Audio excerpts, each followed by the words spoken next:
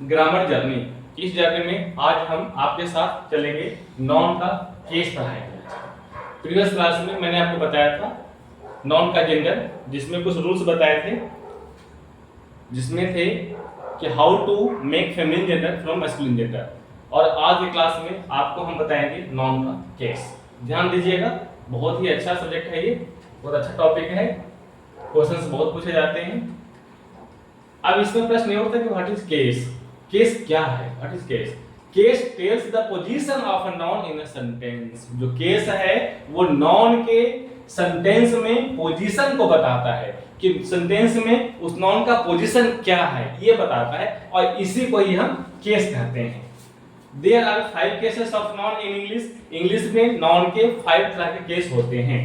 पहला कौन हो गया? Nominative case. ध्यान कीजिएगा, इसको हम सब्जेक्टिव केस के भी नाम जानते हैं, क्योंकि मैंने पहले का रखा था कि मैं जो पढ़ा रहा हूँ ये ग्रामर, ये for all level of students हैं, चाहे वो क्लास 1 में हो, चाहे क्लास 10 में हो, चाहे क्लास 12 में हो, चाहे वो कंपटीशन की तैयारी करते हैं, ये सारे के लिए हैं। तो मैं ऐसा कोई पॉइंट नहीं छोड़ने वाला हूँ जिससे बाद में ये हो जाए कि लगता है इसमें ये चीज नहीं है।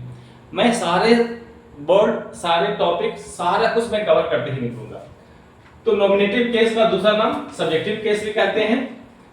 When a noun is used as a subject, यदि नाउन का यूज एज ए सब्जेक्ट हो, the doer of the action, काम करने वाला, डूअर, डू से बना है डूअर ऑफ द एक्शन, कार्य को करने वाला, ऑफ अ वर्ब, क्रिया के, वर्ब मतलब क्या होता है? क्रिया, is called nominative case.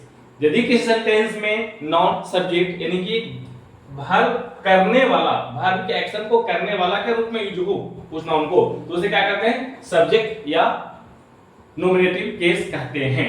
For example, Ram plays cricket, तो इसमें क्रिकेट प्ले करने वाला कौन है? Who is, then it is noun, is it Ram. Ram plays cricket, Ram cricket खेलते हैं, तो राम इसमें क्या हो जाएंगे? सब्जेक्ट हो जाएंगे, या उसको हम नॉमिनेटिव केस में भी कहा जा सकता है, सब्जेक्टिव केस में भी कहा जा सकता है। द डॉग बार्क्ड लाउडली, कुत्ता जोर से भौंका, तो डॉग क्या हो जाएगा? यहाँ पे सब्जेक्ट हो जाएगा। Here Ram and dog are doing the action and used as nominative case. Next number second होता है, आता है क्या आएगा? ऑब्जेक्टिव, या इसको हम एक्यूजेटिव केस भी कहते हैं। When a noun is used as an object, receiver of the action, काम करने वाला को रिसीव करने वाला, यानी कि एक्शन का जो परिणाम है उस पे जाता है, ऑफ अ वर्ब, और प्रीपोजिशन इज कॉल्ड ऑब्जेक्टिव या एक्यूजेटिव केस। फॉर एग्जांपल, आई सा रवि, मैंने रवि को देखा, तो किसने देखा? आई, तो ये क्या हो गया? सब्जेक्टिव केस में। बट देखा किसको? रवि को, तो this is called objective case या accusative case. Object of verb, यहां पे वर्ब सा है, सा वर्ब का ऑब्जेक्ट हो गया Ravi. Next, she gave a pen to Sita, तो सी क्या हो गया? सब्जेक्टिव केस में सब्जेक्ट हो गया, बट सीता क्या होगा? ऑब्जेक्ट हो गया। तो object of preposition to, to के बाद जो आया प्रीपोजिशन, टू के बाद जो नॉन आया, उसको भी कह सकते हैं कि ये ऑब्जेक्ट है। नेक्स्ट रूल नंबर 3,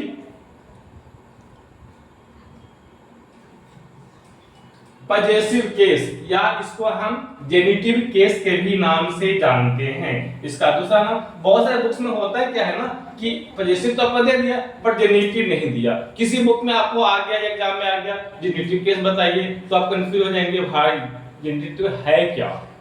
तो है कुछ नहीं, यू ऑलरेडी नो, आप उसको जानते हैं, बट क्योंकि नॉमिनेशन में गड़बड़ है या चेंजिंग है, तो इसकी वजह से आप कंफ्यूज हो गए। तो मैं इसलिए सारे नाम यहाँ पे लिख दे रहा हूँ ताकि कहीं कोई कंफ्यूजन की जगह ना बचे। तो पजेसिव केस कैसे कहते हैं? When a noun shows position, ownership और relation is called possessive case.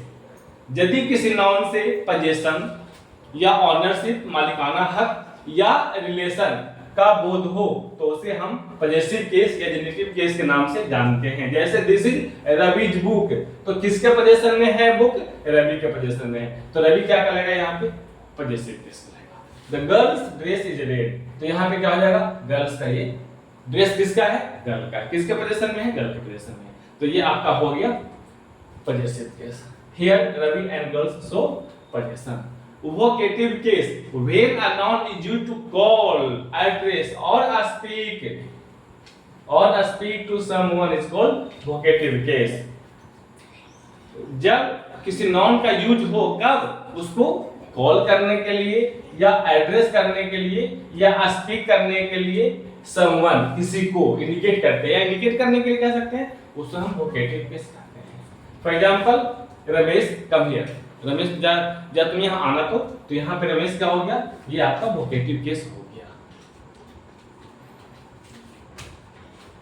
How are you my friend, मेरे दोस्त तुम कैसे हो, तो यहाँ जो माय फ्रेंड हो गया ये क्या हो गया, ये वोकेटिव केस में हो गया। Next number 5 and last, fifth and last है डेटिव केस।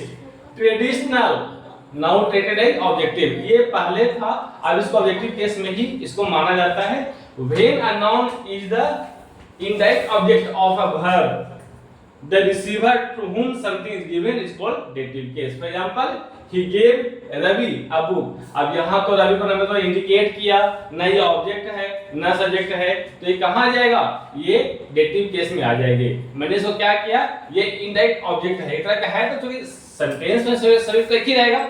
अब ही क्या हो गया, सब्जेक्ट हो गया, लेकिन रवि को भी मैंने दिया, I gave Ravi a book, मैंने कि रवि का किताब दिया, तो रवि क्या हो जाएंगे, ये डेटिव केस में हो जाएंगे। The teacher told a story to the children, story किसने कहा, किसको कहा गया, द चिल्ड्रन को, तो क्या हो गया, ये डेटिव केस में हो गया। तो ये आपका आज का क्लास समाप्त होता है।